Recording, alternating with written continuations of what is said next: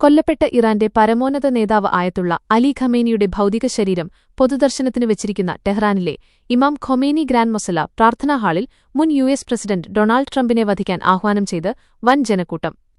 യുഎസും ഇസ്രായേലും സംയുക്തമായി നടത്തിയ വ്യോമാക്രമണത്തിന്റെ ആദ്യദിനമായ ഫെബ്രുവരി 28-നാണ് ഖമേനിയും കുടുംബാംഗങ്ങളും കൊല്ലപ്പെട്ടത്. യുദ്ധം കൊടുമ്പിരിക്കൊണ്ടിരുന്നതിനാൽ നീണ്ടുപോയ ഔദ്യോഗിക വിലാപയാത്രകൾക്കും പ്രാർത്ഥനാ ചടങ്ങുകൾക്കുമാണ് ഇപ്പോൾ ഇറാനിൽ തുടക്കമായിരിക്കുന്നത്. തീവ്രമായ രാഷ്ട്രീയ പ്രകടനമായി മാറിയ പ്രാർത്ഥനാ ചടങ്ങുകളിൽ ഖമേനിയുടെയും മറ്റ് 4 കുടുംബാംഗങ്ങളുടെയും വിയോഗത്തിലുള്ള ആഴത്തിലുള്ള ദുഃഖത്തിനൊപ്പം ശത്രുക്കളോടുള്ള പ്രതികാരബുദ്ധിയും അലയടിച്ചു.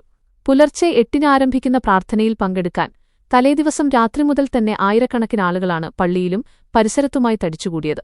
ഇറാൻ പതാകകളും ഖമേനിയുടെ ചിത്രങ്ങളും കൈകളിലേന്തി പ്രതികാരത്തിന്റെ പ്രതീകമായ ചുവന്ന കൊടികൾ വീശിയാണ് ജനക്കൂട്ടം എത്തിയത്. ഇനി മുതൽ കഫൻപുടവയാണ് ഞങ്ങളുടെ വസ്ത്രം, നിങ്ങളുടെ രക്തത്തിന് സാക്ഷിയായി ഞങ്ങൾ പ്രതിജ്ഞ ചെയ്യുന്നു, ട്രംപിനെ വധിക്കുക എന്നത് ഞങ്ങളുടെ ഉത്തരവാദിത്തമാണ് എന്ന് പ്രശസ്ത ഇറാനിയൻ കവി മുഹമ്മദ് റസൂലി വേദിയിൽ വികാരാധീനനായി പ്രഖ്യാപിച്ചു.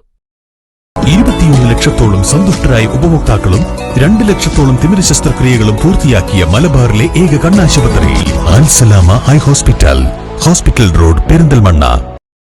ഈ ഔദ്യോഗിക വധഭീഷണിയെ ജനക്കൂട്ടം വലിയ ആവേശത്തോടെയാണ് കൈയടിച്ച് പിന്തുണച്ചത്. അതേസമയം നിങ്ങൾക്ക് മനുഷ്യരെ കൊല്ലാം, പക്ഷേ അവരുടെ ആശയങ്ങളെ ഇല്ലാതാക്കാൻ കഴിയില്ല എന്ന് അർമേനിയയിലെ ഇറാൻ അംബാസഡർ ഖലീൽ ഷീർഗൊലാമി എക്സ് പ്ലാറ്റ്ഫോമിൽ കുറിച്ചു. 97-കാരനായ പ്രമുഖ പുരോഹിതൻ ആയത്തുള്ള ജാഫർ സുബ്ഹാനിയുടെ നേതൃത്വത്തിലായിരുന്നു പ്രധാന പ്രാർത്ഥനകൾ. ഖമേനിയുടെ മരുമകൾ സഹ്റ ഹദ്ദാദ് ആദിൽ, 14 മാസം മാത്രം പ്രായമുള്ള കൊച്ചുമകൾ സഹ്റ മുഹമ്മദി ഗോൽപൈഗാനി എന്നിവരുടെ മൃതദേഹങ്ങളും അവിടെയുണ്ടായിരുന്നു. ഖമേനിയുടെ മരണശേഷം ഇറാന്റെ പുതിയ പരമോന്നത നേതാവായി നിയമിതനായ മകൻ മുജ്തബ ഖമേനിയുടെ അസാന്നിധ്യം ചടങ്ങിൽ പ്രകടമായിരുന്നു.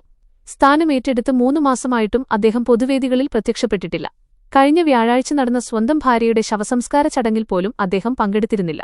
അദ്ദേഹത്തിന്റെ മറ്റു 3 സഹോദരന്മാരായ മുസ്തഫ, മസൂദ്, മെയ്സം എന്നിവർ പിതാവിന്റെ പെട്ടിക്ക് സമീപം നിലയുറപ്പിച്ചിരുന്നു. യുഎസുമായുള്ള താൽക്കാലിക വെടിനിർത്തൽ കരാർ ഉള്ളതിനാൽ ചടങ്ങിന് നേരെ ആക്രമണം ഉണ്ടാകില്ലെന്ന ഉറപ്പിൽ പ്രമുഖ കമാൻഡർമാരായ ഇസ്മായിൽ ഖാനി, അഹമ്മദ് വാഹിദി എന്നിവരടക്കം പരസ്യമായി ചടങ്ങിൽ സംബന്ധിച്ചു. ആദ്യദിനം മാത്രം 20 ലക്ഷത്തിലധികം ആളുകൾ പങ്കെടുത്തതായാണ് അനൌദ്യോഗിക കണക്കുകൾ. ടെഹ്റാനിലെ വിലാപയാത്രയ്ക്കു ശേഷം ഭൗതിക ശരീരം പുണ്യനഗരമായ ഖോമിലേക്കും തുടർന്ന് ഇറാഖിലെ പുണ്യസ്ഥലങ്ങളിലേക്കും കൊണ്ടുപോകും. അതിനുശേഷമായിരിക്കും ഖമേനിയുടെ ജന്മനാടായ മഷ്ഹദിൽ ഖബറടക്കം നടക്കുക. ഇറാൻ ജനതയുടെ കണ്ണീര് വ്യാജമാണെന്ന യുഎസ് മുൻ പ്രസിഡന്റ് ഡൊണാൾഡ് ട്രംപിന്റെ പ്രസ്താവനയ്ക്കെതിരെ വലിയ ജനരോഷമാണ് ഉയരുന്നത്. അതേസമയം ഈ യാഥാസ്ഥിതിക ചടങ്ങുകളിൽ നിന്നും തികച്ചും വ്യത്യസ്തമായി നഗരത്തിലെ സമ്പന്ന മേഖലകളിൽ ഹിജാബ് ധരിക്കാതെ സ്ത്രീകൾ റെസ്റ്റോറന്റുകളിലും കഫേകളിലും സമയം ചിലവഴിക്കുന്ന കാഴ്ചകളും ടെഹ്റാനിലുണ്ട്. ഭരണകൂടത്തോട് വിയോജിപ്പുള്ളവരുണ്ടെങ്കിലും വിദേശ ശക്തികൾ രാജ്യത്തെ ആക്രമിക്കുമ്പോൾ ഒന്നിച്ചു നിൽക്കുക എന്നത് തങ്ങളുടെ കടമയാണെന്നാണ് അവിടുത്തെ സാധാരണക്കാരായ ജനങ്ങൾ വിശ്വസിക്കുന്നത്.